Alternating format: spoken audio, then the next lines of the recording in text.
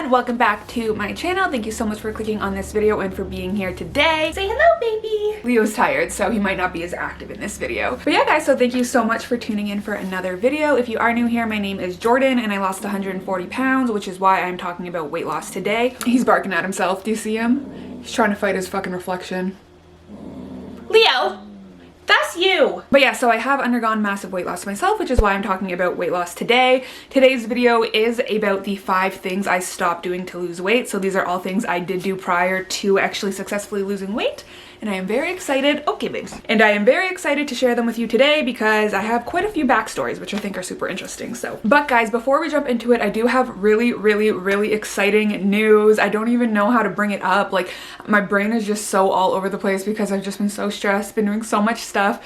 But next week's video, so next Sunday, I will be uploading the announcement video for my business. So if you guys do follow me or watch any of my videos, you might know that I have been working on this business literally since the beginning of 2020. I haven't told anyone what it is yet just because I wanted it to be a surprise, but just to give you guys a heads up, it is one product, although I do obviously have plans for future products, and I will be announcing it next week. So if you guys are interested in seeing what my business is or interested in supporting me, I would be highly appreciative if you could turn post notifications on or set a reminder in your phone, just so you're reminded that the video is coming out next Sunday. And if you would like to follow the company social media to get updates there, it is at We Are Inspire. I already have a couple thousand followers there, which I'm super excited about. This is just a really exciting time. I'm really nervous, excited. I just have a lot of emotions and I really hope you guys enjoy the product. All right, so jumping into the video. So the 5 things I stopped doing to finally lose weight. And like I said, these are things I actually stopped doing. So like all my videos, I always talk about my own experiences, my own body. I am not qualified, obviously, to talk about anyone else's body. So anything I say in this video is directly referring to my own body. All right, so the first thing I stopped doing, and this one is gonna surprise no one, and that is I stopped making excuses. So I know you've all heard this 5,000 times. You've probably seen those like infographics, those motivational, you know, things on the internet that are like, stop making excuses, no excuses. But for me to actually change, I really had to embrace that principle. I really had to embrace the concept of no excuses, because up until that point in my life, I just had a lot of excuses, not only about my body, but everything. So what do I mean by excuses? So for me personally, I was very guilty of always telling myself that I was just meant to be big. You know, I would never be like, Jordan, you're this big because you have a problem with food. It was always, you're this big because that's what you're meant to be. I think this just generally stems from the fact that like I've been overweight my whole life, or I had been overweight my whole life. I was an overweight baby, right? So like when you're overweight your whole life, it's really easy to convince yourself that's just how you're meant to be. And not only that, but my dad's side of the family, like we are relatively big-bodied people. And what I mean by that, I'm mostly referring to height. My dad's 6'4", my brother's 6'5", and I am 5'9" as a woman. My mom's 5'3", so that's why I said my dad's side, but that whole side of the family is super tall. Not necessarily overweight, but just big, right? So it was super easy for me to convince myself like, oh, this is just who I'm meant to be. This is who I am. You know, being morbidly obese or overweight, it just doesn't seem as that big of a deal when you're standing next to people who are like twice your height. You know, and that's obviously an exaggeration. No one in my family is twice my height. They would be like 11 fucking feet tall. But yeah, I used every excuse in the book. I would tell myself, oh no, I'm healthy, I'm fine. Like I don't have any big issues. Like I don't have to change because I'm healthy. And as I've said many times, a lot of you know I was not healthy. But it's just kind of funny that that was my mindset at that time. And like, like the mindset was just so warped at that time where I was like, I'm healthy, I don't need to lose weight. I just kind of remember bragging about being healthy and morbidly obese at the same time, despite the fact that I was like 20 years old. Like now that I look back and I reflect on it, it's like, yeah, like when you're 20 years old, it's kind of expected that you're healthy. Like it's not really something to brag about, you know? It's like, yeah, you're healthy because you're 20, not because you're overweight. Like you're healthy because you're young. But yeah, so I made excuses until I wound up with every symptom of type 2 diabetes. So that's what I meant when I said I was not healthy. I was never diagnosed because I didn't go to the doctor because I was too scared, but I had every symptom of diabetes. So I expect I was either diabetic or pre-diabetic. I can't say for sure, but the excuses stopped when I realized I was dealing with something actually big. You know, I don't have anyone in my family with type 2 diabetes. There's nothing in my health that would suggest I'm more susceptible to, you know, getting type 2 diabetes. In that moment, the excuses stopped because I realized that the excuses are what led me to being diabetic at fucking 22 years old. But yeah, so that's basically my experience with excuses. But guys, people use excuses in every aspect of their life, especially when it comes to weight loss. People will say, I can't cook, so I can't lose weight. Guess what? I can't cook either. I fucking suck, but here I am. Some people say they can't lose weight because they can't afford a gym membership. And yes, of course, having a gym membership would make it easier, but like, I don't have a gym membership right now. I exercise for free outside. I got myself a yoga mat and I go for walks. So it's kind of all about looking at your own excuses and asking yourself, is this really, you know, a reason why I shouldn't be getting healthy? Honestly, I really can't think of a single excuse that would actually be worth not getting healthy for. All right, so the second thing I stopped doing, and this one's pretty loosely connected to the first one, so if there's a little overlap here, I apologize. But the second thing I stopped doing was playing ignorant. So like I just said, a big reason why I didn't lose weight earlier than I did is because I used the excuse that, you know, I was healthy, I didn't have to lose weight. Now that I reflect and I'm like 5,000% honest with myself, I can like confidently say that I was full of fucking shit. Like, I was 100% in denial, and honestly, I can admit that it was my own fault because I willfully continued to play ignorant. So what do I mean by this? What do I mean by playing ignorant? For example, for those of you who are new here, I was over 300 pounds, and you really don't get to over 300 pounds without having a messed up relationship with food or some sort of disordered relationship with food. Like, obviously I was overeating in mass amounts, right? Mass quantities. So, and at that time, I obviously knew that I was eating too much food, but I just continued to play dumb. It's like I wouldn't let myself hold myself accountable. I played ignorant. I decided I would rather live in my little bubble where I can tell myself whatever I want, that I'm healthy, that I'm okay, and just play dumb to everything around me. So a good example of this is just what I would eat on a daily basis. So when I was doing my first master's degree, my friends and I, we had the just every week, every Wednesday, we would go to bottomless pasta at a like Italian restaurant. That was their promotion that day. You could get bottomless pasta, unlimited salad, and unlimited bread. So we would go all the time. So during this time, when I was going to, you know, bottomless pasta and eating way too much food, I would easily tell myself that this is fine because my friends are here. And I feel like that's a trap a lot of us fall into. It's like, that's my skinny friend eating the exact same amount of food that I'm eating right now, so therefore something's just wrong with my body. Like, here it comes again, like, I'm just meant to be like this because she's eating the same thing as me.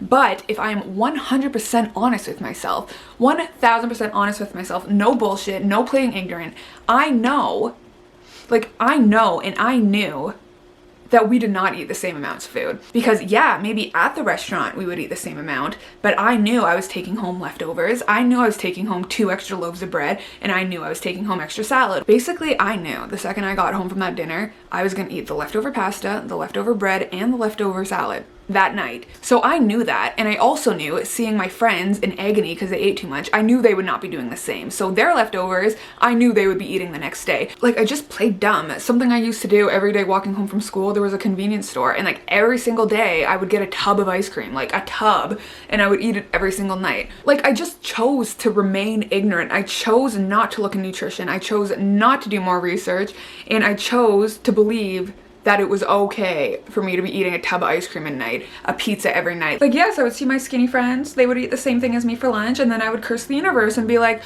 why are they skinny? Why am I overweight? Like, this isn't fair to me.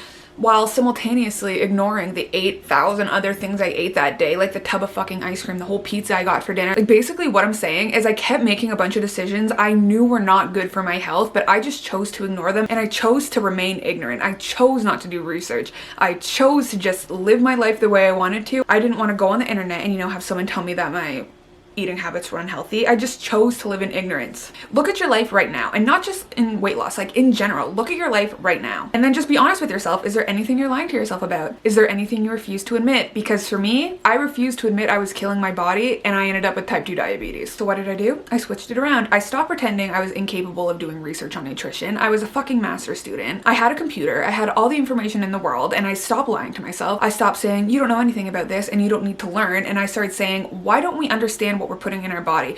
Why don't, for the first time in your life, you understand what a fucking calorie is? I've said this so many times, but up until I lost weight, I did not know what a calorie was, which is pretty pathetic, but that's just how I chose to live. I chose to live in ignorance. All right, so number 3, and this is definitely something more tangible that you can stop doing, because I know the first 2 were pretty behavioral, but for this, I stopped drinking calories. Again, this is something I always advocate for, or I always suggest people start doing when they want to lose weight. So growing up, for example, the first thing my brother and I would do when we got back from school was grab 1-liter glasses and fill them to the top with 2% milk. So we would fill them with 2% milk, and then we would each get a row of cookies, and then that would be like our after school snack, which, yes, if you're doing the math, that was over 1,000 calories of an after school snack. But honestly, guys, just the milk alone, like, I drank about 2 liters of milk a day.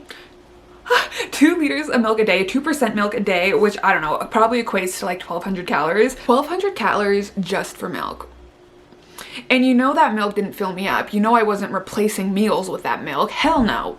like fuck, I was doing that. So when I actually learned that, oh, drinks have calories as well, and not only do they have calories, they usually have a lot of calories, and they're usually empty calories, meaning they don't give you any nutritional benefit. But once I realized that liquids have calories, this is so embarrassing to admit, like I literally knew nothing, but once I realized that, stuff started to make sense in my head, you know? It started to make sense why I was overweight and why I was as overweight as I was. A good example is during my undergrad, so during my first university degree, I had a lot of night classes. Night classes started at 7 p.m. and I would always refuse to go to night class without a snack because I just could not sit through class without eating, apparently. But of course, the snack wasn't a fucking granola bar. No, Jordan didn't eat granola bars. Go big or go home for Jordan back in the day. But what I would get every single week, multiple times a week for night classes, was a venti sized frappuccino from Starbucks, which if you didn't know is pure sugar. Like this is the perfect example of a drink with a lot of calories and no nutritional benefit. I liked my venti mocha with extra whip, obviously. my venti java chip, my venti green tea. This is obviously when I was vegetarian, by the way, because I don't eat dairy now. But yeah, so I would get that, you know, 500-600 calorie drink, which offered me no nutritional benefit and made me more hungry, in fact. And then I would pair it with 2 chocolate chip cookies from Starbucks, which if you've seen them, they are like big chocolate chip cookies. And I actually researched because I was curious. I was like, how many calories are even in one of those cookies? And what I found was 570 calories for one cookie. So for my 2 cookies and my drink, I was looking at like 1,600 calories as a snack. Like that was after dinner, that was after lunch, that was after breakfast, that was like me chilling in class thinking I could eat a snack. But yeah, so just be aware of what calories are in your drink. Obviously, if you want to drink a smoothie, that is completely different. Smoothies are full of nutrition. Smoothies have fruits, vegetables, you know, a bunch of really, really good foods for you. And unfortunately, a Frappuccino just does not. So just be aware of what calories your drinks have because it definitely makes a big difference, especially if you were unaware that drinks had calories like I was. Because it was actually really easy for me to fit within my calories once I cut out all the garbage I was drinking. All right, so the fifth thing I stopped doing to finally lose weight was putting all of my effort on exercise. So like I said, and I feel like it's very obvious at this point in the video, like I was very uneducated about health, fitness, nutrition, weight loss. I just didn't know anything. And like I said, that was me playing ignorant. Like I chose that life, which like I admit, I understand it was, you know, kind of my fault. But at that point, I just didn't know anything. So for me, what I thought weight loss was just busting your ass at the gym. I had no idea that like nutrition played a really important role. I know now, and I'm sure a lot of you guys know that nutrition plays about 95%. Weight loss is like 95% nutrition focused, and I know that now, but at that time I didn't. So the reason why I want to include this is in case anyone out there doesn't know this. Basically, if you've been in the weight loss space for a while, or you've read anything about weight loss, you've probably heard the quote, you cannot outrun a bad diet, and it is 100% true. What it means is that you can work out for 4 hours a day, but if your diet is not in check, you will not lose shit. I did luckily figure this out pretty early on because I decided to educate myself on calories. Stop the... Are you gonna bark? So one of the first days actually of my weight loss journey, I decided that I was gonna go to dinner with a friend, my friend Katie, and we went to a place where we went pretty regularly, but this was the first time, you know, since I had my awakening, since I decided to actually research what nutrition meant and like what it was. This is the first time I actually paid attention to the calories on the menu.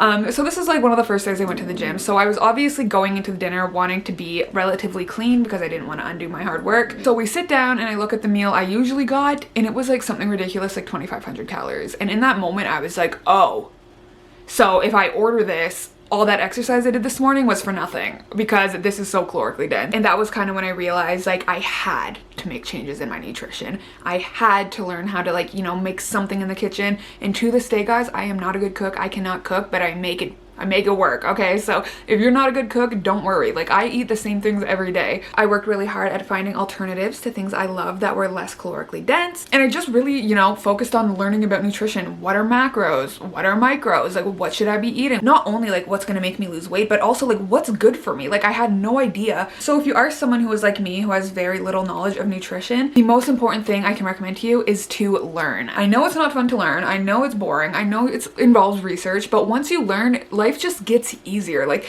now that I understand nutrition, I am so much more chill around food. I actually feel more liberated opposed to afraid around food now because once you understand nutrition, stuff just makes sense. The mystery that food holds is gone. And I feel like for so many years, food was a mystery to me. I knew I loved it. I knew I loved eating a lot of it, but I didn't understand what it was doing. So I definitely recommend looking into nutrition if you haven't already. It's just good knowledge to know, you know, like it's always good to know what to feed your body to feel your best. So definitely look it up. All right, guys. So the last thing I stopped doing, and I saved the best for last, this is my best advice of this video, and that is to stop stressing over the big picture. So for me to actually lose weight, I had to stop stressing over how far I had to go. You know, when I was over 300 pounds, looking at how much weight I had to lose, it was super discouraging, because the first thing you do, or I feel like the first thing a lot of us do when we decide to lose weight, or at least for me, and maybe it was just because I was morbidly obese, so I literally had no idea what I even was supposed to weigh, but the first thing I did was look at my height, look how much I should weigh, like what was a healthy weight, right? So that's what I looked at, and when I saw it, it was incredibly daunting, because obviously it was 140 pounds. It was like, you need to lose 140 pounds. And when I saw 140 pounds, it was just so discouraging. It was so scary. It was honestly enough, like honestly, if I wasn't fucking scared shitless about being diabetic and like scared that I was gonna fucking drop dead, like it was probably enough for me to quit.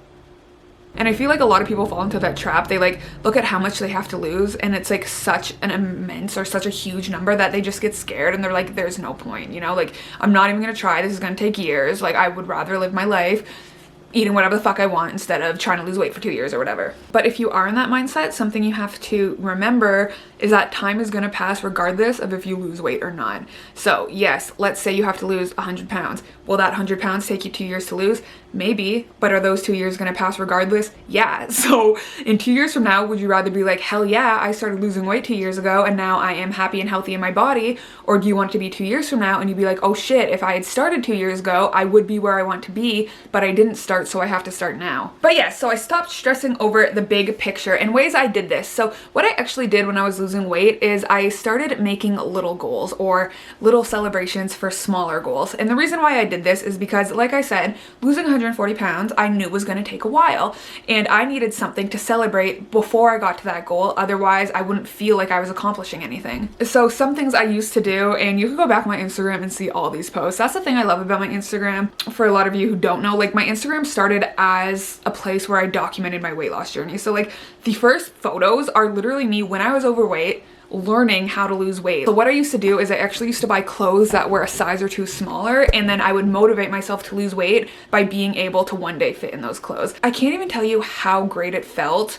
because you're not focusing on the scale, you know, you're not focusing on something stupid like a number, but to have a piece of clothing that once would not fit over my body at all, to be baggy on my body, was like such a rewarding feeling. So yeah, guys, don't be afraid to treat yourself. It doesn't have to be clothes. Be like, when I lose 50 pounds, I'll get my nails done. When I lose 50 pounds, I'll go on a vacation. Like choose whatever you want. Just choose smaller, more tangible goals that you can actually achieve within like, you know, a respectable or a not terrifying time frame, because that's gonna help motivate you a lot. But yeah, guys, so that is it for this video. Those were the 5 things I stopped doing to lose weight.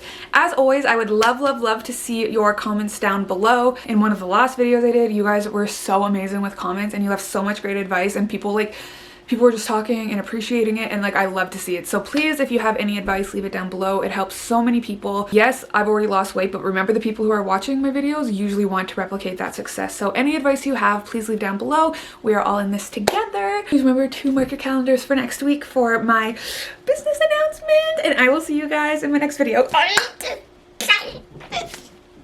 bye.